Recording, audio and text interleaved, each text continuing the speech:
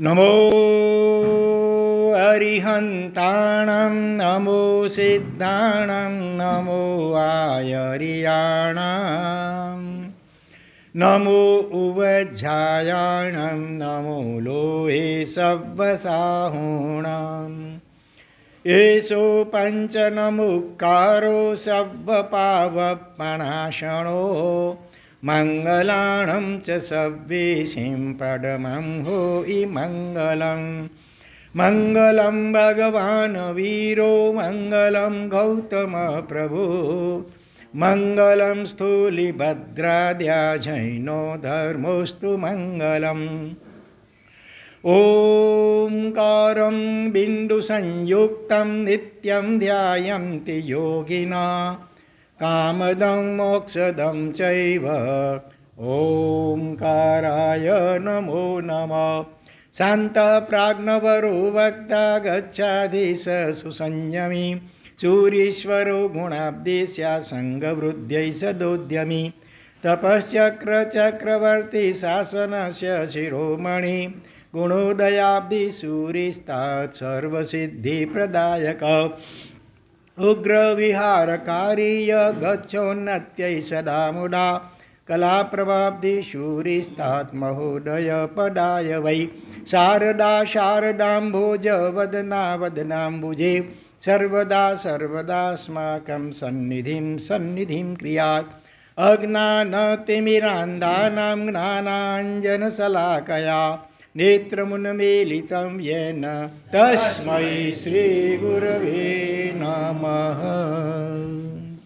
પચખાણ કલાકવાર પરસ્પર મૌન અને જો વિહાર સાથે સુત સામાયિક છે ચંડી ચારાગાર ધારણા અભિગ્રહ પચખાઈ રથણાભુગ્નમ સહસ્રાગરણ મહત્રાગરણ સબ સમાયત્યાગારણ વોશી રહી અરિહંત અરિહંત અરિહંત અરિહંત અરિહંત અરિહંત અરિહંત અરિહંત શાંતિનાથ શાંતિનાથ શાંતિનાથ શાંતિનાથ શાંતિનાથ શાંતિનાથ શાંતિનાથ શાંતિનાથ મહાવીર સ્વામી મહાવીર સ્વામી મહાવીર સ્વામી મહાવીર સ્વામી મહાવીર સ્વામી મહાવીર સ્વામી મહાવીર સ્વામી મહાવીર સ્વામી ગૌતમ સ્વામી ગૌતમ સ્વામી ગૌતમ સ્વામી ગૌતમ સ્વામી ગૌતમ સ્વામી ગૌતમ સ્વામી ગૌતમ સ્વામી ગૌતમ સ્વામી ગુરુદેવ ગુરુદેવ ગુરુદેવ ગુરુદેવ ગુરુદેવ ગુરુદેવ ગુરુદેવ ગુરુદેવ આત્મા છું આત્મા છું આત્મા છું આત્મા છું આત્મા છું આત્મા છું આત્મા છું આત્મા છું ત્યક્તારી શરણં પવજ્જામિ અરિહંતે શરણં પવજ્જામિ સિદ્ધે શરણં પવજ્જામિ સાહુ શરણં પવજ્જામિ કેવલી પન્નગં ધમ્મં શરણં પવજ્જામિ ગરિહામિ મે સવ્વાઈ ડુક્કડાઈ મિચ્છામિ ડુક્કડં અણુમોએમિ સવ્વેસિં સવ્વાઈ સુકડાઈ ઇચ્છામિ ઓમ નમો ઘોરબંભયારીણં જ્રૌં જ્રૌં ઓમ ઐં નમઃ ઓમ હ્રીં નમો નાણસ ઓમ શુદ્ધાત્મસ્વરૂપાય નમઃ ઓમ આત્મને નમઃ ઓમ અર્હં નમઃ સોહં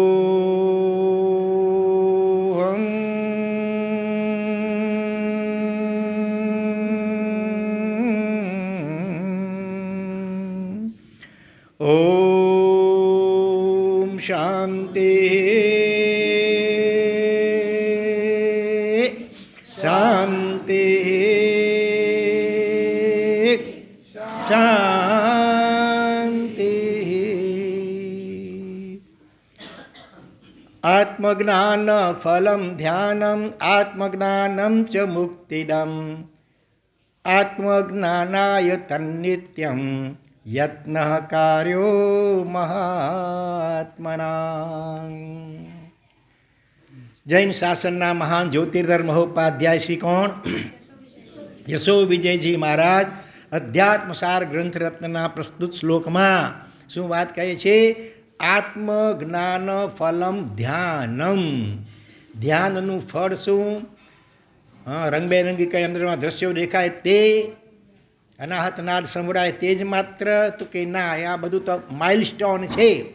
ખરેખરું ધ્યાનનું ફળ સમ્યક ધ્યાન જો લાગે, લગભગ નિર્વિકલ્પ જેવી દશા થવા લાગે, એટલે ધ્યાનનું ફળ એ છે આત્મજ્ઞાનમ.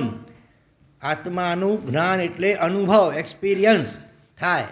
જો ધ્યાન બરાબર લાગી જાય, વિચારો વિકલ્પો એકદમ શાંત પ્રશાંત ઉપશાંત થઈ જાય, ભલે ક્ષણવાર માટે સહી, તો જીવને પોતાના શુદ્ધ આત્મ સ્વરૂપની ઝાંખી થાય, ઝલક મળે કે અનુભૂતિ થાય. અને એ આત્મજ્ઞાનનું ફળ શું? તો કે આત્મજ્ઞાનમ ચ મુક્તિદમ. આત્મજ્ઞાન એ જ મુક્તિનો અમોઘ ઉપાય છે. માટે મુમુક્ષુ આત્માઓએ, સમજુ આત્માઓએ, વિવેકી આત્માઓએ હંમેશા સદા એટલે હંમેશા આત્મજ્ઞાનાય યત્ન કાર્ય, આત્મજ્ઞાન આત્માનો અનુભવ જ્ઞાન પ્રાપ્ત કરવા માટે પુરુષાર્થ કરવો જોઈએ. અને એ જ લક્ષ્યથી આપણે ચાતુર્માસમાં સૂત્ર રૂપે સ્વાધ્યાયમાં કયો ગ્રંથ લીધો? અધ્યાત્મ સાર. અધ્યાત્મ એટલે આત્માને ઉદ્દેશીને, આત્માને લક્ષ્યમાં રાખી કરીને જે કાંઈ પણ ચિંતન મનન વગેરે થાય, અને જે કાંઈ આરાધના સાધના પણ થાય, એ બધું અધ્યાત્મ કહેવાય. અને અધ્યાત્મનો પણ સાર, અર્ક અનેક આત્મજ્ઞાની મહાપુરુષો નજીકના ભૂતકાળમાં થઈ ગયા છે, વર્તમાન કાળમાં પણ હોય છે. તો એ આત્મજ્ઞાની મહાપુરુષોના વચનામૃતો એનો આપણે સ્વાધ્યાય કરી રહ્યા છીએ. તો આજે આગળ વધીએ એનાથી પહેલાં ગઈકાલના વિષયના અનુસંધાનમાં નાનકડા બે પ્રશ્ન પૂછી લઉં. ફિલ ઇન ધ બ્લેન્ક્સ, ખાલી જગ્યા પૂરો. લગભગ રોજ હવેથી આ રીતે પૂછાશે, માટે બરાબર ધ્યાનથી સાંભળજો. જે કંઈ નોટ કરવું હોય તો નોટ કરતા આવજો. ને યાદશક્તિ પાવરફુલ હોય ને બધું અહીંયા જ નોટ થઈ જતું હોય તો વાંધો નથી, બરાબર? ખાલી જગ્યા પૂરજો. હે જીવ, થવું હોય તો ખાલી જગ્યા થજે. ખાલી જગ્યા પૂરો. આમાં બે શબ્દ ભેગા છે, આમ બે શબ્દ ખાલી જગ્યામાં છે. હે જીવ, થવું હોય તો ખાલી જગ્યા થજે. બીજે ક્યાંય ખાલી જગ્યા થઈશ નહીં. બોલો વહેલો ઈ પહેલો. હે જીવ, થવું હોય તો,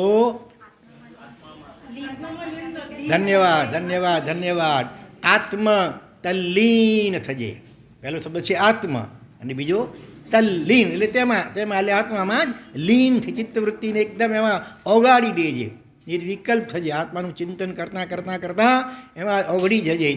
બીજે ક્યાંય ખાલી જગ્યા થઈશ એટલે લીન, બીજે ક્યાંય લીન થઈશ નહીં, બરોબર? હે સાધક, તારું ચિત્ત ચંચળ છે અને હજુ ખાલી જગ્યામાં સ્થિત થતું નથી. એને માટે શબ્દ કયો છે આમાં? સ્પેશિયલ શબ્દ છે. પહેલો અક્ષર છે સથી શરૂ થાય છે. સસલાનો સથી શરૂ થાય છે. શાબાશ. સ્વભાવ. વીરકુમારે જવાબ આપ્યો, સ્વભાવમાં તારું મન હજી સ્થિર નથી, ચંચળ છે. એનો મતલબ એ ચંચળ છે, અને સ્વભાવમાં આત્મભાવમાં સ્થિત થતું નથી. ભાઈ, અહીં દાતા કોઈ નથી, અહીં તો સહુ ખાલી જગ્યા છે. શાબાશ, ધન્યવાદ. અહીં તો સૌ ભિખારી છે. તું અપેક્ષા રાખે છે બધા બીજો મને પ્રેમ આપે, એ સામુ જીવ પણ તારી પાસેથી અહીં જ અપેક્ષા રાખે છે. સ્વયંમેવ અપેક્ષા રાખ્યા વિના બધાને પ્રેમ આપતા એવા તો વિરલ જીવો, એવા આત્મજ્ઞાની સંતો હોય એ એવા હોય કે કોઈ જીવ પાસેથી કોઈ અપેક્ષા રાખે નહીં, બસ એ તો પ્રેમ જ વહેડાયા કરે. ચાલો તો હવે આગળ વધીએ. આજનો માનવી કેટલી જાણકારીઓ મેળવે છે, બરાબર? ટીવી દ્વારા, ઇન્ટરનેટ, મોબાઈલ દ્વારા, છાપા દ્વારા, પત્રિકા દ્વારા એકબીજાને પૂછવા દ્વારા, વાતો કરવા દ્વારા કેટલી જાણકારીઓ, માહિતી, જેને અંગ્રેજીમાં ઇન્ફોર્મેશન કહેવાય, બરાબર ને? ઇન્ફોર્મેશન ટેકનોલોજીનો જમાનો છે. એટલે આજનો માનવી કેટલી જાણકારીઓ મેળવે છે. શું એ ખરેખર આટલી બધી જાણકારીઓ મેળવવી જરૂરી છે? મોક્ષમાં જવા માટે આમ દુનિયાભરની માહિતી મેળવી લઈએ એટલે જેટલી માહિતી વધારે એનું મોક્ષ જલ્દી થાય, એવું ખરું કાંઈ?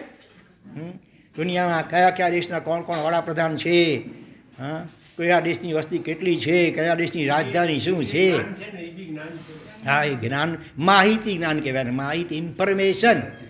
મોક્ષ માટે એ ઉપયોગી નથી, બલકે કદાચ બાધક બની શકે, બરાબર? જેટલું તમને બહારનું આ બધું જ્ઞાન એટલે માહિતી ભેગી કરશો એટલું એના લગતું વિકલ્પો મગજમાં વધારે આવશે. એટલે જેટલું બહારનો દુનિયાથી સંબંધ ઓછો થશે માહિતીનો, આ બધો બિનજરૂરી માહિતી, એ કચરો છે અપેક્ષા વિચારીએ તો. એટલે એટલો અલટો ચિત્ત વધુ ને વધુ આપણું ચંચળ અને સવિકલ્પ બને છે. ક્યાંક ખૂન થયું, ક્યાંક કંઈક થયું, ક્યાંક કંઈ થઈ, ચોરી થઈ, પછી એના વિચારો, પછી આપસમાં તને ખબર પડી એ ત્યાં આમ થયું, એની વાતો ને એના વિકલ્પોને વિચારવાને લેવા અને દેવા. આપણે આપણા વિચારવાથી કંઈ ફરક પડવાનો છે? પોતાની પરિસ્થિતિમાં કાંઈ ફરક પડવાનો નથી. ફોગટના આપણે અર્થ બાંધીએ, જેને શાસ્ત્રીય પરિભાષામાં શું કહેવાય? 8મું અનર્થદંડ. એક છે અર્થદંડ, બીજો છે અનર્થદંડ. અર્થ એટલે અહીંયા, અર્થ એટલે અંગ્રેજીમાં પૃથ્વી એ પણ થાય, અર્થ એટલે પૈસો પણ થાય, અહીંયા અર્થ એટલે પ્રયોજન, કાર્ય. કોઈ જરૂરી કાર્ય હોય ને એને કારણે આપણને જે કાંઈ થોડું ઘણું આરામ સમારામ કે કંઈ કરવું પડે પાપ, તો એ એના વગર ચાલતું નથી. સંસારમાં બેઠા જો શરીર છે, રસોઈ કરવી પડશે, નોકરી ધંધા કરવા પડશે, એમાં જીવરાજના વગેરે થશે પણ ખરી, પણ એ અર્થદંડ કહેવાય. એમાં કર્મ તો બંધાય, છૂટ નથી એની. એમાં જેટલું બને એટલું ઓછું આરામ સમારામ થાય એમ જીવવું જોઈએ. પણ ઘણા એવા પાપો છે જે અનર્થદંડ કહેવાય, જે ન કરીએ તો જીવન ન જીવી શકાય, એવું ઉલટું બધું સારી રીતે જીવી શકાય. તો આ બધી વગર ફોટની આ બધી માહિતીઓ જે ભેગી કરાય એને કહેવાય અનર્થદંડ. આત્મા ફોગટ કર્મથી દંડાય. ધારો કે કોઈને ફાંસી થઈ, કોઈ આતંકવાદી મરાયા, બરાબર, મનમાં જરા હાસ થયું, ફટરા એને જ લાગજા, વાહ, આવું પણ આપણે થઈ જાય ને, એ જીવ સાથે આપણો નેગેટિવ ઋણાનુબંધ બંધાઈ જાય. ભવિષ્યમાં આવતા ભાવમાં પણ જ્યારે પણ એ જીવ મળશે ને, તમારા પ્રત્યે નેગેટિવ ભાવ જ થશે, કોઈ વગર કારણે પણ. તમને લાગે આ ભાવમાં તો મેં કંઈ બગાડ્યું નથી ને, આને મારા માટે નેગેટિવ ભાવ કેમ થાય છે? તો આગલા ભાવમાં એ દુઃખી થતો હતો, ભલે એના પાપના ઉડાયથી, ભલે એ વખતે આપણે અંદરમાં રાજીપો અનુભવ્યો હતો, એમાં ટાપસી પુરાવી હતી, કહીએ એ જ લાગનો છે. હે, હા, એવું થાય, એવું છે નથી. હા, પાકિસ્તાનમાં કંઈ ગડબડ થાય તો રાજીપો હોય, ચીનમાં કંઈ ગડબડ થાય, હા, એટલે બહુ આ ગંભીર, આ મહાપુરુષો અનુભવથી કહે છે, હૃદયમાંથી અંતરમાંથી નીકળેલા ઉદ્ગારો છે, પણ ખૂબ ગંભીરતાથી વિચારવા જેવું છે. હા, જેટલું થાય એટલું સુધારો કરજો સાંભળ્યા પછી. બિનજરૂરી કાંઈ મારે જવું નહીં, વાંચવું નહીં, સાંભળવું નહીં. હકીકતમાં જ્ઞાનીઓ શું કહે છે ખબર છે? આ જલ્દી મોક્ષ જોઈએ ને તો આંધળા, બેરા અને મૂંગા બનો. વિચિત્ર લાગશે તમને. આંધળા, બેરા અને મૂંગા જે બની શકે, હા, તો બુરા મત દેખો, બુરા મત સુનો, બુરા મત બોલો, કહો, બરાબર? બુરી હૈ બુરાઈ મેરે દોસ્તો. તો પર પ્રવૃત્તૌ, શાસ્ત્રીય શબ્દો આ છે, પર પ્રવૃત્તૌ બધીર અંધ મૂક. પર એટલે બીજા જીવો પણ થઈ શકે, પર એટલે આત્મા સિવાયના બધા પદાર્થો, બધું પર છે. એની પ્રવૃત્તિમાં એ શું કરે છે, શું નથી કરતો, ભલા ફલાણો વ્યક્તિ કે એમાં બધીર એટલે બહેરા, એની સાંભળવા માટે, એના માટે કોઈની ટીકા ટિપ્પણી, ઘસાતો કે નિંદા સાંભળવા માટે બહેરા બની જાઓ. બધીર પછી અંધ કહે છે, બીજાના દોષ જોવા માટે, બીજાની ખામી, ત્રુટીઓ, નબળાઈઓ જોવા માટે આંધળા બની જાઓ. અને બીજાની ટીકા ટીપ્પણી, નિંદા વગેરે કરવા માટે મૂંગા બની જવાય તો સારું, તો પાપ તો ઓછા બંધાય. જો આ ઇન્દ્રિયો મળી એનો દુરુપયોગ થવાનો હોય એના કરતાં બહેતર છે એટલી ઇન્દ્રિયો ઓછી મળી હોય તો સારું. જ્ઞાનીઓ ત્યાં સુધી કહે છે. ઉપદેશ ચિંતામણી નામનો ગ્રંથ રત્ન છે, અચલગત સંજય કવિશેખર જયશેખર સૂરી મારા દ્વારા વિરચિત છે. મારા દીક્ષા પછીનું પહેલું ચોમાસું બિરલામાં હતું ત્યારે આ ગ્રંથ ઉપર કુદરતી વ્યાખ્યાન સાહેબની આજ્ઞાથી થયા હતા. તો એમાં કહે છે કે તા તેહીન તો મનને અવરમ એઘિંડિયત્તંપી. પંચેન્દ્રિયપણું પામીને, મનુષ્ય જન્મને પામીને જે જીવો આ ઇન્દ્રિયો દ્વારા સતત પાપ કર્મમાં જ રચ્યા પચ્યા રહેતા હોય તો એના કરતાં તો બહેતર છે કે એ જીવો એકેન્દ્રિય થયા હો તો સારું. આટલા પાપ તો ન બાંધત. હા, એકેન્દ્રિય બનીને વળી ક્યાં કરે ફૂલ રૂપે ભગવાનની પૂજામાં ઉપયોગમાં આવત, પક્ષાલમાં ઉપયોગ આવત, પ્રતિમાના નિર્માણ ઉપયોગ આવત. પાપ તો એટલા બધા અપેક્ષા કે સાપેક્ષ રીતે સમજવાની છે આ વાતને. એટલે શું વાત છે આપણી? બિનજરૂરી બહેરા, મૂંગા અને આંધળા બનવાનું બીજાની પ્રવૃત્તિમાં બીજો શું કરે છે, શું નથી કરતો એ પારકી પંચાયત માટે બહેરા, મૂંગા, આંધળા. ને સ્વાત્મ પ્રવૃત્તૌ અતિ જાગરૂક. આત્માની પ્રવૃત્તિ, આત્માનું હિત અને કલ્યાણ થાય એ માટે અત્યંત જાગૃત, અપ્રમત્ત, સાવધાન અને સદા ચિદાનંદ પદોપયોગી. સદા ચિદાનંદ, ચિત્ત એટલે જ્ઞાન અને આનંદ, એમાં ઉપયોગવાળો, પોતાનો ઉપયોગ, પોતાના આત્મામાં સહજ જ્ઞાન અને આનંદ છે એ તરફ જે ઉપયોગ જેનો હોય, અંતર્મુક્તા હોય તો લોકોત્તરમ સામ્યમ ઉપૈતી યોગી. એવો યોગી જે બેરો મૂંગો આંધળો પણ હોય પરપ્રવૃત્તિ માટે, આત્મપ્રવૃત્તિમાં અત્યંત જાગૃત હોય અને હંમેશા પોતાનું આનંદ અને જ્ઞાન અને આનંદ સ્વરૂપ જે પોતાનું આત્મ સ્વરૂપ છે એમાં ઉપયોગને વારંવાર એમાં ડૂબાડવા કે લીન કરવા માટે પુરુષાર્થ કરતો હોય એવો જે યોગી એ લોકોત્તર એવી સામ્ય એટલે ક્ષમતાને પ્રાપ્ત કરે છે. લૌકિક ક્ષમતા સામાન્ય વસ્તુ છે. લોકોત્તર ક્ષમતા કોને કહી શકાય? કે ગમે એવી અનુકૂળતામાં એને એ લપસી ન જાય અને ગમે એવા પ્રતિકૂળ સંજોગોમાં એ ડગી ન જાય. બંનેમાં ક્ષમતા, કોઈ વખાણે કે કોઈ વખોણે, કોઈ વંદે કે કોઈ નિંદે, દરેક પરિસ્થિતિમાં એકદમ ક્ષમતામાં હોય એ લોકોત્તર ક્ષમતા કહેવાય. એવી લોકોત્તર ક્ષમતાને આવો યોગી આત્મા, યોગી એટલે એમ નહીં કે હિમાલય કે ગિરનારની ગુફામાં એ જ યોગી. તમે બની ગ્રસ્ત જીવનમાં રહીને પણ તમારી વ્યવહારિક રીતે જવાબદારીઓ અદા કરતાં પણ તમે ગ્રસ્ત યોગી ભલે બની શકો. વધારે શક્યતા ભલે જે સાધુ સંતો એને માટે હોય પણ છતાં ગ્રસ્ત જીવનની જવાબદારીઓ અદા કરતાં અનેક મહાપુરુષો એવા છે એ ઘણી ઊંચી આત્મદશાને પામી ચૂક્યા છે ભૂતકાળમાં અને વર્તમાન કાળમાં. એવા કેટલાક દૃષ્ટાંતો જોવાય છે. તો શું વાત છે અહીંયા એ આજનો માનવી કેટલી જાણકારીઓ મેળવે છે. શું ખરેખર આટલી બધી જાણકારીઓ મેળવવી જરૂરી છે? તમને શું લાગે છે ભાઈ? કારણ કે ટાઈમ પાસ કરવા માટે એટલો બધો ટાઈમ વધી પડે છે. જ્ઞાનીઓ કહે છે મનુષ્ય જન્મની એક સેકન્ડ કે સમય એ અરબો ખરબો ડોલર દેતા પણ પાછી મળશે. જે સમય પસાર થઈ રહ્યો છે એ પાછો મળવાનો છે, નથી મળવાનો. અને જિંદગી તો કેટલી ટૂંકી ઓચિંતી, ક્યારે આ કાયમ માટે મીજાઈ જશે.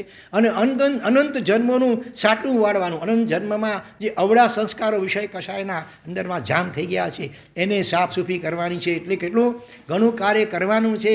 એટલે ટાઈમ હકીકતમાં ઓછો પડવો જોઈએ. અમે તો એમ થયા કે આ 24 કલાકની બદલે 48 કલાક, છેવટે 25 કલાક પણ દિવસ હોય તો કેવું, અહોરાત્ર હોય તો કેવું સારું, એવા વિકલ્પ આવી જાય. ટાઈમ ઓછો પડવો જોઈએ. એને બદલે ફોગટ આ બધું પત્તા રમવામાં, ગપાટા, ગામ ગપાટામાં નિંદા વગેરે કરવામાં, કે આ ફોકટની માહિતીઓ બધી ભેગી કરવામાં અમૂલ્ય સમય કેટલો વેડફાઈ રહ્યો છે આ જે વિચાર કરતો નથી. નાનું બાળક હોય એના હાથમાં 100-500 રૂપિયાની નોટ આવી જાય એ બિચાર શું કરે ખબર નહીં, ડૂચો વાળીને મોઢામાં ચાવી નાખે, ફાડી નાખે. પછી બીજી વાર એને આવી કોઈ વસ્તુ આપે માતા પિતા વગેરે ન જ આપે.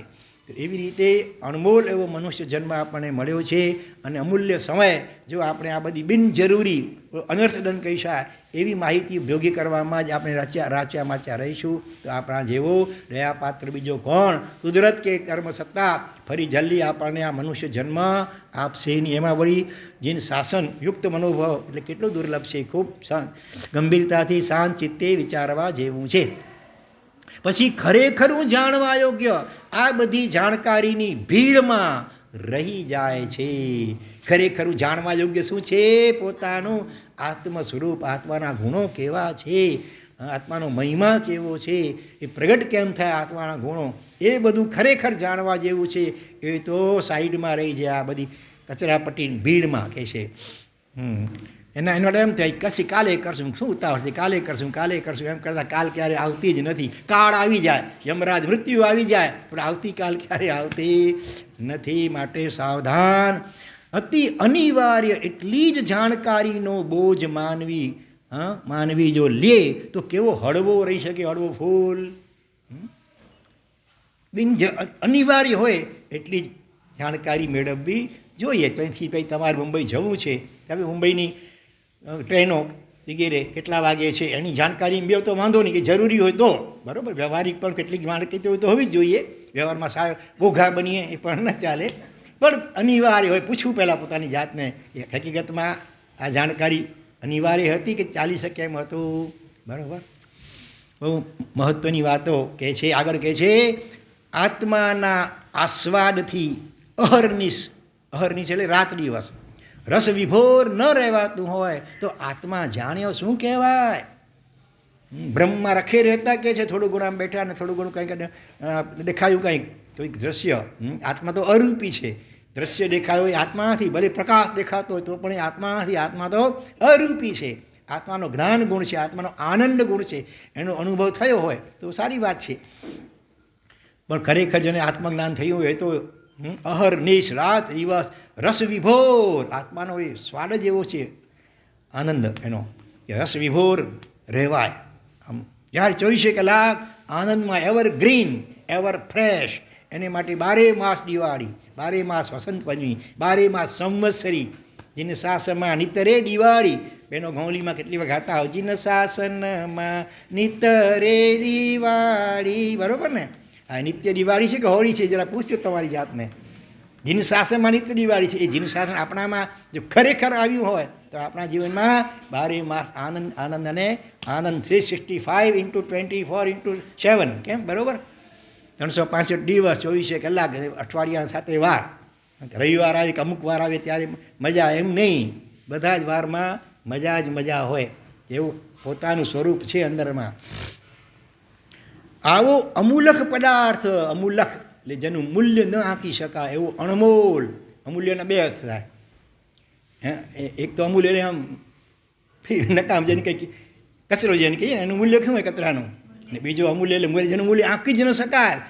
કરોડો અરબો ખરબો ડોલર આપો તોય પણ એના કરતાં કંઈક ઘણું વધારે જેનું મૂલ્ય હોય. એ રીતે અમૂલ્યનો અર્થ થાય. આપણે ઓલો અર્થ કરીએ છીએ મોટે ભાગે. અમૂલ્ય આત્મા, આત્મા એટલે જાણે ઉપેક્ષા. આત્મા માટે કંઈ અંદરમાં આત્મા શબ્દ સાંભળતા કંઈ રુચિ કે આનંદ પ્રગટતો નથી. બાકી ખરેખર આત્મા તો બીજા અર્થમાં જેને કહી શકાય, જેનું મૂલ્ય દુનિયાભરનું બધું જ ધન આપી દે અને એક બીજા આત્માનો અનુભવ થતો હોય તો સામે બીજી બાજુ ભિખારી પણ મળે. હો, સાવ ગરીબ.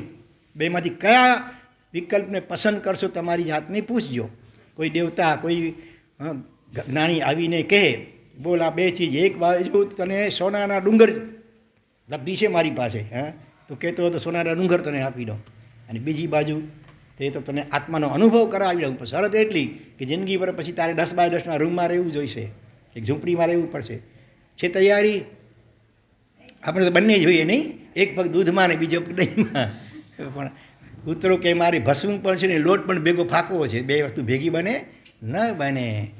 તો સંસારના ભૌતિક સુખો એ માણવા હોય ને બીજી આત્માનો આનંદ અનુભવ હોય, 2 ચીજો ભેગી ન બને. સંસાર પ્રત્યે ઉદાસીન ભાવ અને આત્મા પ્રત્યે અત્યંત રુચિ હોવી જોઈએ. તો કે છે આવો અમૂલ્ય પદાર્થ, અમૂલક પદાર્થ જાણ્યા પછી એમાં લય લીન ન રહેવાય એવું બંને જ કેમ. આત્માનો આનંદ જ એવો અપૂર્વ છે. ઓટોમેટિક બીજી બધી આસક્તિઓ, બીજા બધા દુનિયાના રસ બધા ખરી પડે. આમ ઓટોમેટિક કોઈ ફળ કે પાનનું પાકી જાય ઝાડ ઉપર, જરાક ઝોંકો આવે પવનનો નીચે ખરી જ પડે. એવી રીતે બીજા બધા જ રસો ફિક્કા બની જાય. ઘણીવાર દાખલો આપું, ચા પીધા પછી જલેબી ખાઓ તો કેવી લાગે? ફિક્કી લાગે, મોડી લાગે. એવી રીતે આત્માનો આનંદ થોડો ઘણો પણ ચાખ્યો હોય તો પછી દુનિયાના બધા જ આકર્ષણો ઓટોમેટિક આમ ઢીલા પડી જાય, ફિક્કા પડી જાય, ખરી પડે. જાણ્યો તે તો એમાં જ રમમાણ થઈ ચૂક્યા, એક તાન થઈ ચૂક્યા. જેણે આત્માનો રસ ચાખ્યો એ તો પછી એમાં જ સમજ્યા, તે સમાઈ ગયા. જે આત્માના સ્વરૂપને સમજ્યા ખરેખર અનુભવથી એ એમાં જ સમાઈ ગયા. જે સંસારમાં ગમે એટલું ઉથલ પાથલ થાય એને કંઈ અસર થાય નહીં. કદાચ વ્યવહારમાં સંસારી જીવ હોય અને લાખો કરોડોનું નુકસાન પણ થાય તોય એને એની કોઈ એવી નિરાશ હતાશ ન થાય. અને કંઈ લોટરી લાગી જાય કરોડોની તો એમાં એને પોતે તો લગાડે નહીં, એના છોકરાને લાગી ગઈ ધારો કે કરોડો રૂપિયાની લોટરી, તો એમાં એને હરખ ન થાય, ન હર્ષ ન શોક, દરેક પરિસ્થિતિમાં સમતામાં, પ્રસન્નતામાં અને આત્માના આનંદમાં જ રહે. પછી મરલાંત ઉપસર્ગ આવે તો પણ સમતા. અનેક દાખલાઓ આપણે વિચારી ગયા છીએ અગાઉ. ચાહે કોઈ અપ્સરા વગેરે આવીને ગમે એવા હાવભાવ કરે તો એમાં રૂવાડું એનું ફરકે નહીં. એવી અદ્ભુત દશા આત્માના અનુભવ જ્ઞાનીની છે. તો હવે આ સાંભળ્યા પછી મનમાં આમ થાય છે કે આપણને અનુભવ કેમ ક્યારે થશે? એ તો યોગી હોય, જંગલમાં રહેતા હોય, હિમાલયમાં, એને થાય, આપણને થાય ભાઈ? આપણે સંસારમાં બેઠા છીએ, કેટલી જવાબદારીઓ થઈ શકે હો. એકાંતે નથી કે જંગલમાં જવું પડે કે ગુફામાં જવું પડે. તમે જ્યાં છો ત્યાં બસ ચિત્ત વૃત્તિને હવે પોતાના તરફ વાળો.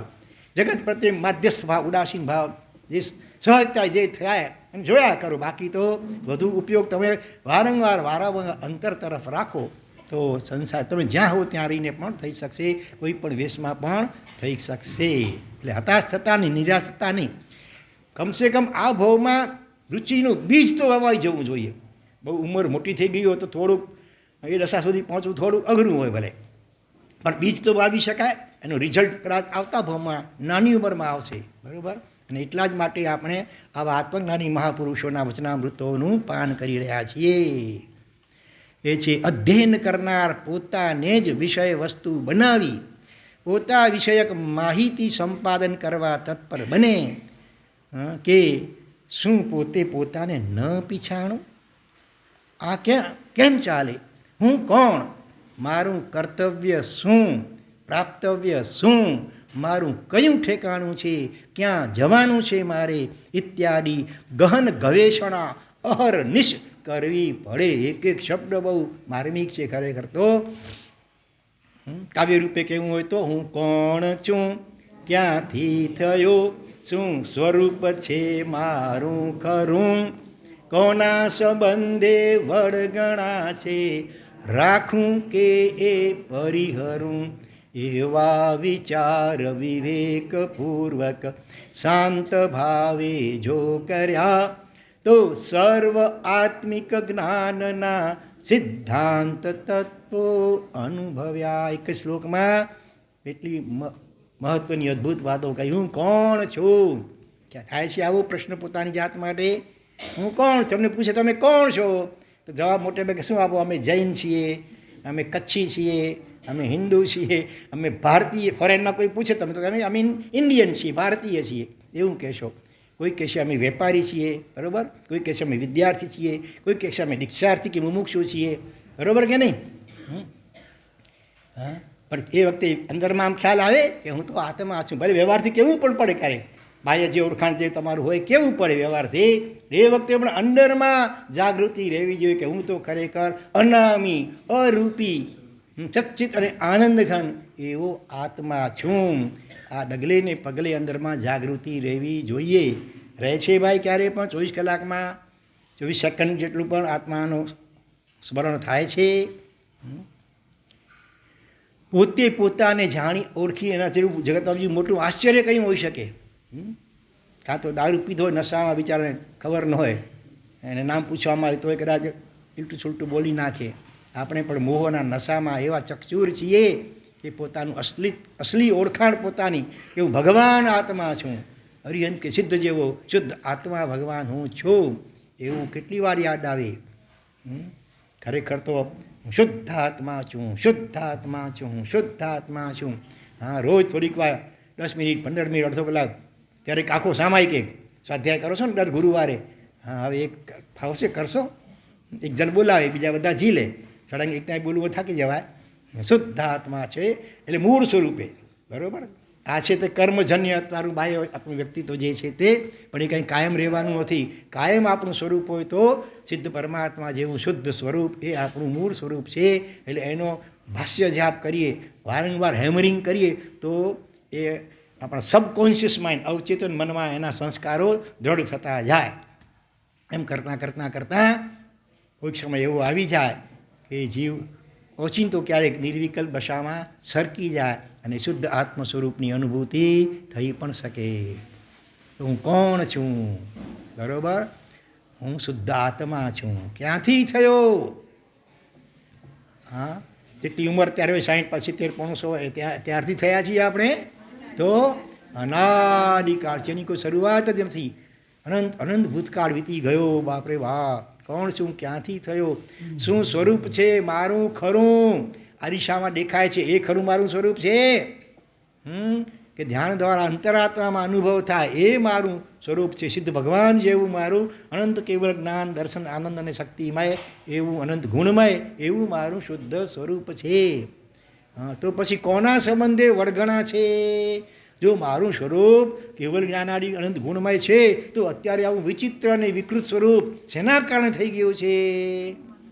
લોકાલોકના ત્રણેય કાળના સર્વભાવોને એકી સાથે જોઈને જાણી શકે એવું જ્ઞાન દર્શન ગુણ મારામાં છે. જો અત્યારે કેમ ઢંકાઈ ગયું છે?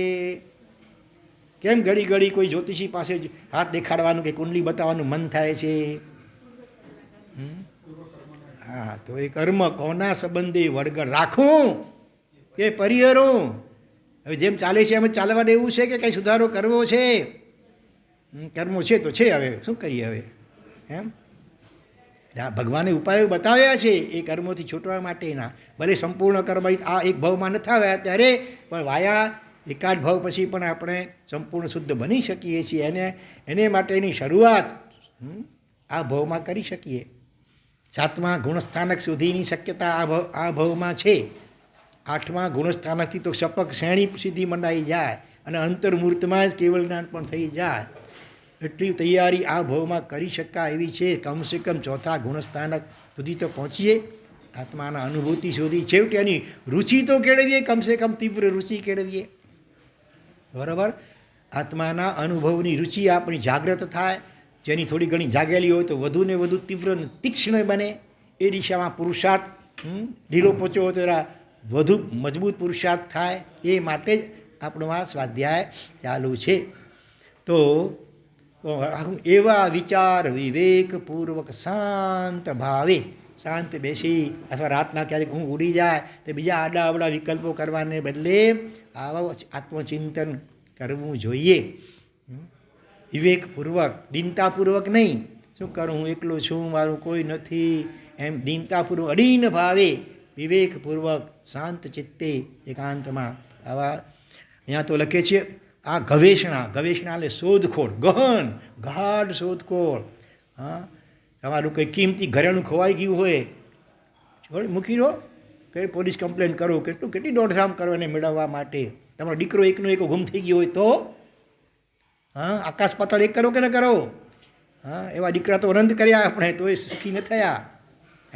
એગમ જાણાય છે સબ્બમ જાણાય. આચારાંગ સૂત્રમાં ભગવાન કહે છે જે એકને જેણે જાણી લીધો એને જાણવા યોગ્ય આ જગતમાં બધું જ જાણી લીધું. અને જેણે એકને નથી જાણ્યો તેને બીજું બાકી દુનિયાભરની માહિતી ભેગી કરી હોય તો જાણે કે કશું જ જાણ્યું નથી. અધ્યાત્મ સારમાં વહોપાદ્ય યશોવિજયજી મહારાજ આ વાત કહે છે, જ્ઞાતે આત્મની નો ભૂયો જ્ઞાતવ્યમ અવશિષ્યતે. જ્ઞાતે આત્મની, આત્માને જેણે જ્ઞાત કર્યો, જાણ્યો હોય, અનુભવ્યો હોય તો બીજું જ્ઞાતવ્ય એટલે જાણવા યોગ્ય ન અવશિષ્ય, કાંઈ અવશેષ એટલે બાકી રહેતું જ નથી. એક આત્માને જાણી લીધો એટલે કે અનુભવી લીધો, એણે આ જગતમાં અનુભવવા યોગ્ય કે જાણવા યોગ્ય બધું જ જાણી લીધું. અને અજ્ઞાતે પુનર એતસ્મિન, આત્માને જેણે જાણ્યું નથી, બરાબર, તો જ્ઞાનમ અન્યત નિરર્થકમ, બાકીનું અન્યત એટલે બાકીનું બધું જ જ્ઞાન માહિતી નિરર્થક છે, ફોગટ નકામી છે. ગમે એટલી ડિગ્રીઓ પ્રાપ્ત કરી લીધી, ડબલ ગ્રેજ્યુએટ થઈ ગયા, BA LLB ડિલીટ ને PhD જે ડિગ્રી હોય તે, એ બધું નિરર્થક છે અથવા તો અનર્થનું કારણ છે, બની શકે છે. નિરર્થક તો ઠીક છે, એનો કંઈ લાભ નહીં, ઉલટું નુકસાન થાય, એનો અહંકાર ફૂલે, વધે કે ન વધે, કે મેં આટલું જાણ્યું, આટલી ડિગ્રીઓ પ્રાપ્ત કરી વગેરે વગેરે. એટલે ખરેખર ખૂબ શાંત ચિત્તે ફરી આ વાત ઘૂંટવા જેવી છે કે મારે એક આત્માને જાણવો છે. 14 વિદ્યા ભણીને કોઈ દીકરો શ્વેતકેતુ ઉપનિષદોમાં વાત આવે છે, એ પોતાના પિતા પાસે ગયો. પિતાએ પ્રશ્ન, પિતા આત્મજ્ઞાની હતા, પૂછ્યું, હા તે એ એકને જાણ્યો કે જેને જાણવાથી બધું જણાઈ જાય? તો કે આ તો મને કંઈ શીખવાડવામાં આવ્યું નથી. જા જંગલમાં જાય, એકાંત ચિંતન કર, આના ઉપર ચિંતન કરતાં ખ્યાલ આવી શક્યો કે ખરેખર જાણવા યોગ્ય હોય તે પોતાનું આત્મ સ્વરૂપ છે. એ નથી જાણ્યું તો ગમેલી 14 વિદ્યાઓ કે બીજું કંઈ ભણ્યા એ બધું નિરર્થક છે. પછી આગળ કહે છે, એક સરખું સળંગપણે સંવાદિત જીવન કોઈનું પણ નિર્ગમન થતું નથી.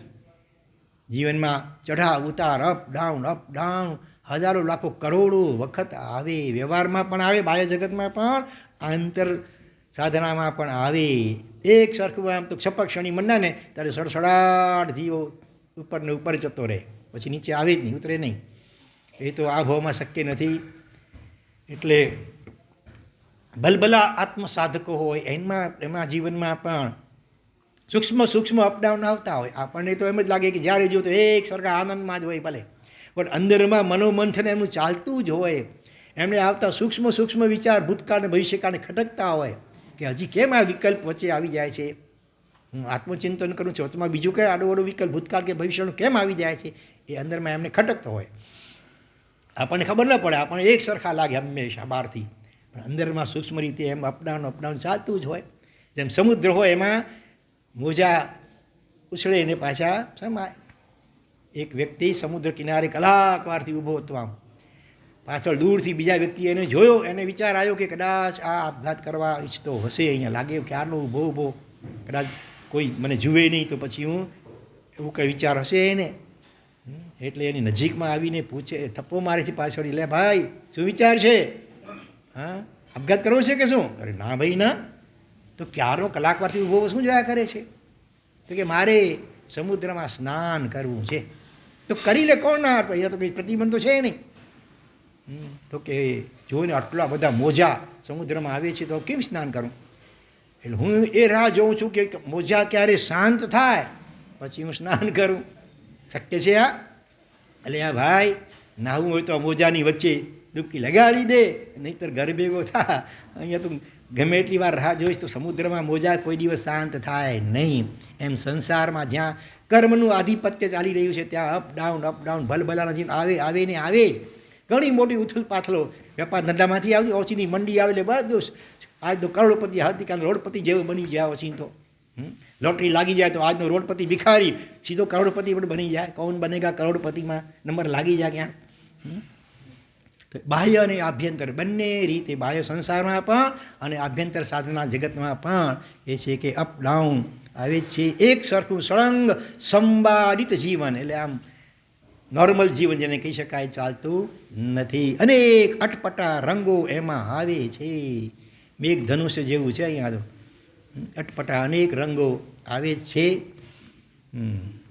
એટલે સુખ ને દુઃખ, સુખ પછી દુઃખ ને દુઃખ પછી સુખ, તડકો પછી છાંયડો, છાંયડા પછી તડકો, દિવસ પછી રાત, રાત પછી દિવસ. થોડું ક્યારેક રાત મોટી હોય દિવસ નાનો, કે દિવસ મોટો હોય રાત નાની હોય, એવું થઈ શકે. પણ એક સરખું દિવસ જ દિવસ રહ્યા કરે, સુખ જ રહ્યા કરે જીવનમાં, કોઈ પ્રતિકૂળતા આવે જ નહીં એવું તો બનતું નથી. કારણ કે કર્મ આપણે એવા જ કરી રહ્યા છીએ. પુણ્ય કર્મ સારા કામ ઓછા કરીએ છીએ, નરસા કામ વધારે થઈ ગયા છે અનાદિકાળના સંસ્કારને કારણે. પછી જ્યારે ઉદયમાં આવે કર્મો ત્યારે અશુભ કર્મ વધુ ઉદયમાં આવે, શુભ કર્મ ઓછા આવે. એટલે અપડાઉન થાય તો એને સ્વીકારવા તૈયારી રાખવી જોઈએ. ભાઈ છે સંસાર જે હોય એમાં શું, એમાં ચાલ્યા કરે બધું, એને બહુ મહત્ત્વ આપવું નહીં. આનંદગંજી જેવા યોગીરાજને પણ ભગવાન પાસે પોકાર કરવો પડ્યો. શું પોકાર કરવો પડ્યો બોલો તો જો?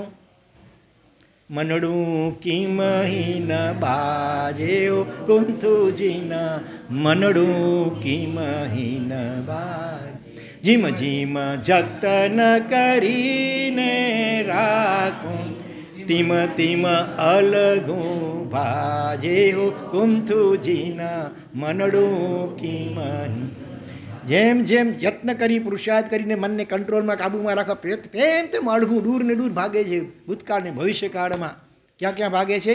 રજની વાસર વસતી ઉજ્જળ, ઘયણ પાયા લે જાય, સાપ ખાયે ને મુખણું થોતું, એહ ઉખાણો ન્યાય કુંથુજીના, મનડું કિમહીન. રજની એટલે રાત્રિ, વાસર એટલે દિવસ, દિવસો કે રાત. મન રાતના ઊંઘમાં સ્વપ્ન જોયા જ કરે છે. શાંતો રહેતો સખણો રહેતો જ નથી. ગજની વાસર વસતી ઉજ્જળ. હા, વસ્તીમાં ક્યારેક વિચાર કરી નાખે. ગામડામાં હોય ત્યાં શહેરમાં જઈએ, શહેરમાં હોય ત્યાં તો કંટાળી જાય, હવે ગામડામાં જઈએ.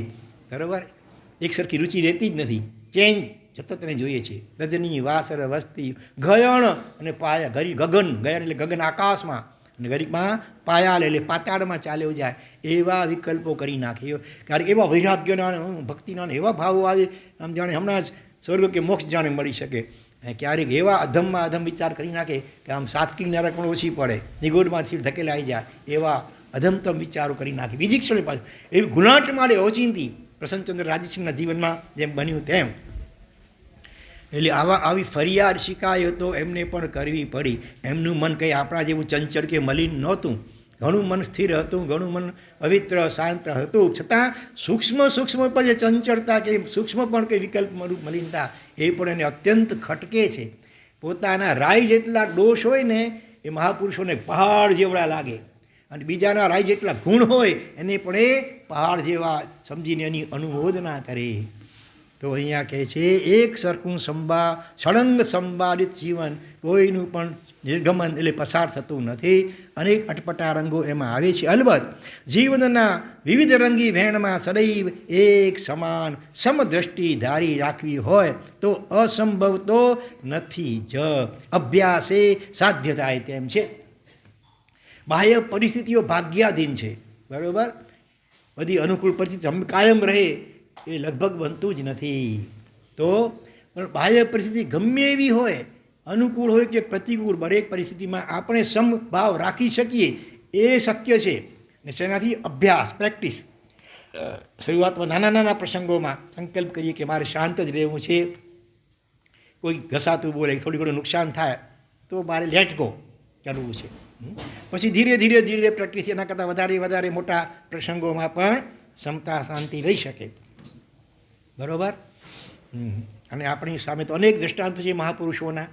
મરણાંત ઉપસર્ગોમાં પણ ક્ષમતા રહી શકી કે નહીં, એટલે અશક્ય નથી. અભ્યાસ, પ્રેક્ટિસ જોઈએ. પ્રેક્ટિસ મેક્સ એ મેન પરફેક્ટ. આ કાળમાં પણ એવા સાધકો છે કે ઓપરેશન કરાવવું હોય તો એ કહે છે ડૉક્ટર એનેસ્થેસિયા મને આપતા નહીં, પહેલાં ક્લોરોફોર્મ શૃંગારતા, હવે ઇન્જેક્શનો આપે છે. મને કશી તમારે જે કરવું હોય એ કરે, હું તૈયાર છું. આવા સાધકો આ કાળમાં પણ વિદ્યમાન છે, આ છેવટના સંગાયનામાં. એટલે અશક્ય કથું જ નથી, પણ અભ્યાસથી બધું જ શક્ય બને છે. કચ્છમાં એક મને એવા ભાઈ યુવાન મળ્યા હતા, જાતે આમ હરિજન હતા. ભુજમાં કોઈ કોલેજમાં એ કાંઈક એમની ડ્યુટી હતી, અને એમણે એવી કોઈ પ્રાણાયામની ભલે સાધના કરી તિબેટમાં ક્યાંક જઈ કરીને. એના કારણે એક વખત એના પેટમાં કોઈ મોટી એવી ગાંઠ હતી, અને એનો ઓપરેશનનો પ્રસંગ આવ્યો. તો એણે ડૉક્ટરને કહ્યું કે ભાઈ મને કોઈ ઇન્જેક્શન આપતા નહીં, એનેસ્થેસિયા આપતા નહીં, તમારે જે કરવું હોય જે રીતે ઓપરેશન કરો ભલે. ડૉક્ટરો કે જે ઇમ્પોસિબલ, અમે ન કરીએ, હા તમે સહન નહીં થાય, પછી અમારા ઉપર બ્લેમ થાય કાંઈ, કે હું તમને લખી આપું છું, કોરા પાસે સહી કરી આપું છું, બધી કંઈ પણ થાય જવાબદારી મારી ખાસ તમને ભલામણ છે કે વગર એનેસ્થેસિયા કે વગર ઇન્જેક્શન આપે તમારે જે વાટટોપ કરવું હોય તો કરો. બહુ તમારો આગ્રહ થયો, લખી આપ્યું. ત્યારે માંડ ડૉક્ટરો સંમત થયા અને ઓપરેશન ગાંઠનું પેટનું કર્યું. એ વખતે પોતે ડૉક્ટરો સાથે રીતસર વાત કરતા હતા. માણસ ધ્યાનમાં ઊંડો સરકી જાય અને સહન થઈ જાય, એ બધી આપણે મગજમાં બેસે વાત. પછી ચિત્તવૃત્તિને એવું આત્માના આનંદમાં કાંઈક આમ લીન થઈ જાય, તને પ્રાણને બ્રહ્મરંધ્રમાં સ્થિર કરી દે, શરીર સાવ લાકડા જેવું બની જાય, એટલે પછી ખબર ન પડે શું થાય છે તે. પણ એવું નહીં, ઓપરેશન કરનારા ડૉક્ટર સાથે થોડી જરૂરી વાતચીત પણ પોતે કરતા હતા. આટલું પણ જો આ કાળમાં શક્ય હોય, જન્મે તો એ હરિજન છે ભાઈ, અને છતાં આ તો પ્રાણાયામ, હજી આત્માનો લક્ષ્ય કદાચ નહોતો એમને, એના છતાં પણ આટલી સિદ્ધિ થઈ શકતી હોય તો આત્માનો જેને લક્ષ્ય હોય, આત્માના અનુભૂતિનો થોડે ઘણે અંશે પણ આત્માનો સ્વાદ ચાખ્યો હોય તો એના માટે કશું જ અશક્ય નથી. અભ્યાસથી બધું શક્ય થઈ શકે છે. વિશેષ અગ્રે વર્તમાન જૈનાજ્ઞા કંઈ બોલાયું હોય હાર્દિક મિચ્છામિ ડુક્કડમ. ઓમ શાંતિ શાંતિ શાંતિ. બીજો વિષય શરૂ કરીએ એનાથી પહેલાં અગાઉ જાહેરાત કરી છે એ પ્રમાણે અત્યારે પરીક્ષા અને ઇનામ વિતરણ થશે. બરાબર. ચાલો, તો ગઈકાલે એકાસણામાં ઓછામાં ઓછા દ્રવ્ય 5 કે તેથી ઓછા વાપર્યા એવા કેટલા છે? 5 દ્રવ્ય નથી કોઈ, ભલે 9 દ્રવ્ય કે એનાથી ઓછા. આંબીલમાં 4. વાહ, ધન્યવાદ ધન્યવાદ. જો આપો પહેલું ઇનામ. કવર ક્યાં ઓલું ક્યાં ગયું? વાસક શેફ આવી જાઓ. વાસક શેફ આવો. કલ્યાણજીભાઈ આવો. ધન્યવાદ. 30 પહેલાં 30, પછી 20, પછી 10.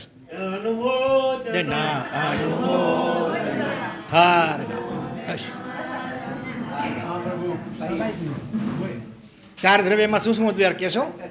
કયા 4 દ્રવ્ય? હા, વાહ, ધન્યવાદ. બરાબર. હા, વેરી ગુડ. આ કાળમાં એવા પણ છે મારી 2 દ્રવ્યથી કરતા હોય આંબીલ. રોટલી ને કરી આતાથી આંબીલ કરનારા પણ હોય છે. રતિલાલભાઈ. અચ્છા, હા હા, બહુ ધન્યવાદ. ખૂબ ખૂબ એની તો સાધનાનું ઘણી રુચિ છે. યોગાસન, પ્રાણાયામ વગેરે કરતા હોય. કોઈને શીખવું હોય તો શીખવાડી પણ શકે એમ છે. મારો તો વર્ષોથી અનુભવ છે. ચાલો, ત્યાર પછી 7 દ્રવ્ય. 7 વાળા કોણ છે બીજા? 7. ચાલો આવી જાઓ રતિલાલભાઈ. ધન્યવાદ. એકાસણામાં 7 દ્રવ્યથી વાપર્યા. અનુમોદના. પરમ દિવસે 2 દ્રવ્ય વાપર્યા હતા. કયા 2 દ્રવ્ય? શાક ને રોટલી. રોટલી ને શાક. વાહ, કિતના અચ્છા, કિતના અચ્છા. કેટલું સારું, કેટલું સારું. 2 દ્રવ્ય પણ સિમ્પલ વાપર્યા. મિષ્ટાન ફરસાણ નહીં, રોટલી ને શાક. હા હા, અચ્છા. કે ગયા કચ્છમાં ક્યાં? રોટલીમાં આખું ચોમાસું રોટલી ને શાક, 2 દ્રવ્ય. કેટલું અનુમોદનીય કહેવાય. જો બહુ રત્ના વસુંધરા માટે તો કહેવાય છે. અડાલજના બ્રાહ્મણ દીકરાએ 14 વર્ષની ઉંમરથી 89 વર્ષ સુધી રોટલો ને છાશ એનાથી એકાસણા કરેલા કાયમ. હા, આપણી પાસે પણ આવા છે. માત્ર સાદા 2 દ્રવ્યથી આખું ચોમાસું એકાસણું કરે. ખૂબ ખૂબ અનુમોદના. હવે ત્રીજા નંબરમાં પછી 8 દ્રવ્યવાળા કેટલા? અહીં કહેते વિસર્યા જીવડે અમે કરી વિસર્યા. જલ્દી આવી જાઓ. ચાલો, પછી બીજું આપણે શેના માટે નક્કી કર્યું હતું? હા, કોણ વધુ ધ્યાનમાં આખા દિવસમાં બેઠું હતું? 3 કલાકવાળા છે કોઈ? 3 કલાક. 24 કલાકમાંથી 3 કલાક ધ્યાનમાં બેઠા હોય એવા કોઈ છે? અહીં પર નિરાશ્રમમાં નાખી દેજો. જીવડેમાં ઉપયોગ કરી નાખજો ભલે. હા, ચાલો. એવા કોઈ છે ગઈકાલે 24 કલાકમાં ભલે ટુકડે ટુકડે પણ 3 કલાક અભ્યાસ કર્યો હોય ધ્યાનમાં બેસવાનો? 1 કલાકવાળા કેટલા છે? હા, બરાબર. ધન્યવાદ. ચાલો, પછી 1/4 કલાક. લક્ષ્ય નથી રાખ્યું, ભૂલાઈ ગયું છે આ વાત. નહીં, મગજમાં નીકળી ગઈ છે. આપી દો 1 કલાકવાળાને પેલું ઇનામ. પછી 48 મિનિટનું સામાયિક એટલે 1/4 કલાક. ચાલો, આપી દો જાગૃતિબેનને. પછી અડધો કલાક. કેમ ભાઈ? હા,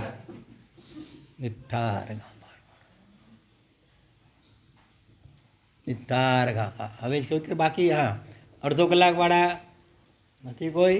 20 મિનિટ. હા, 5 કલાક.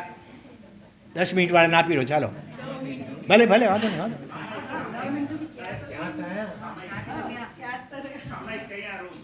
સામાયિક નહીં પણ ભલે ઉભર. પછી સામાયિકમાં વાંચે નહીં, આમ આંખો બંધ કરી અને ધ્યાનનો અભ્યાસ કરવાનો. એટલે ધ્યાન એટલે ભલે અંદર જાપ કરશો તો જ. આંખો બંધ કરી, કોઈ માળા હાથમાં નહીં, કશું નહીં. ધ્યાન મુદ્રામાં બેસી કરી અને મોઢું બંધ.